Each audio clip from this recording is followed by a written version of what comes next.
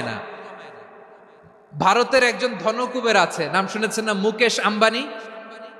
ওনার স্ত্রী নীতা আম্বানি, আমি একটা নিউজে দেখলাম যে তিনি গোল্ড ওয়াটার খেয়েছেন। এক বোতল গোল্ড ওয়াটারের দাম মোস্ট লাইকলি $60,000,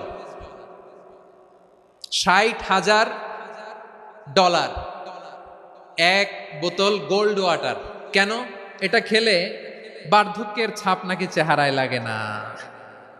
কিন্তু মানুষ যতই বয়স ধরে রাখতে চাক, এই দুনিয়ার জামিনে সে কি তার বয়স লুকাতে পারে?